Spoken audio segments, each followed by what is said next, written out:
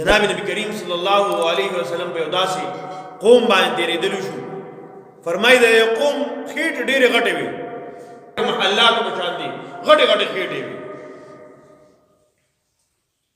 او چې څنګه به ودرېدل فوراً به راوغورځېدل، ځکه خېټې به درنې وي. چې کوم کس به ودرېده فوراً به راغورځېده. د الله حبیب صلی الله علیه وسلم د جبرائیل علیه السلام نه تپوس کوي، اے جبرائیل دا کم خلق دی، کم قوم دی؟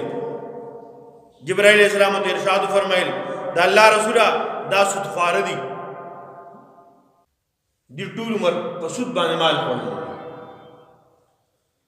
اوس ما دا سوچو دا سود یوازې صرف دې د سود نه وي چې ما پیسې واغستې 1,000 روپۍ واپس به راکې څومره لس د 5,000 روپۍ دا نه، یوازې دا خو نه دی کنه. همون چې نوې نوټونه راوړي د بینک نه اختر دپاره، ودونو دپاره، په ډمانو او په اجلاګانو د شیندلو دپاره، نو چې د 1 لاک روپۍ ګټه رالي نقده، نو دې پسې بیا سړی 1,000 روپۍ سیوا ورکوي. دا حرام دی او سود دی. لکه نور خبرې به پرېږدو، زنانه چې کوم غم خادي کوي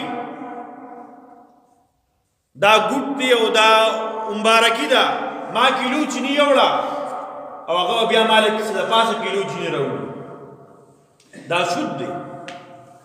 زمونږ چې وي واده او د زوی نو مار یې جوړه کړې وه، زه به وله اوس د 1500 جوړه کړم، هغه د 1,000 روپو وه. اوس که حق دومره وړه وي دې باندې سړی شرمېږي وي. نو که دا غم خادي د بدل دپاره دا خو بلکل حرام ده، او بیا پې الټه د سود بیل دی. محترمو د دې سره سره زموږ د کاروبارونو کې څومره دا انډر پلی دي، دا څومره انډر پلی دي، دا غونډ سود دی. جناب نبی کریم صلی الله علیه وسلم فرمایي په یو داسې قوم باندې تېرېدلی شو چې هغوی به د خپل ځان نه غوښې راکټ کولې او خوړلې به یې، د خپل بدن نه به یې غوښه راکټ کړه او ویې به یې خوړله. دا به تکلیفي که نه به وي؟ تکلیفي که نه، سړی نوک نشي راکېستی ځان نه. ستن چې ډاکټر وکړي نو څومره چغه وته وخورو، څومره تکلیف وي. انسان نه ځانه غوښه کټ کړي او خوري یې، دا به څومره تکلیف وي.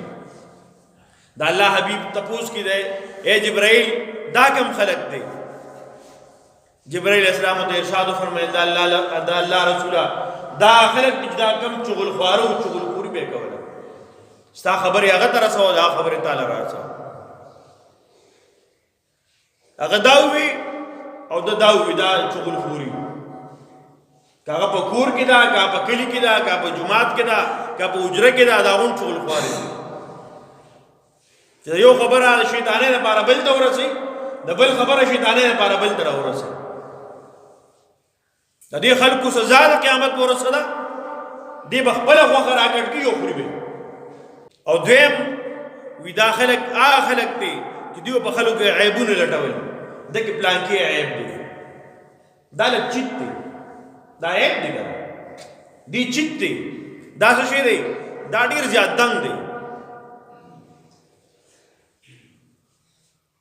دکې دا عیب دی، دکې دا عیب دی. خلکو کمې لټول، کمې کمزوریانې د خلکو لټول، د خلکو پسې خنداګانې کول. د الله حبیب فرمایي وي دا خلک ما ته وښودلی شو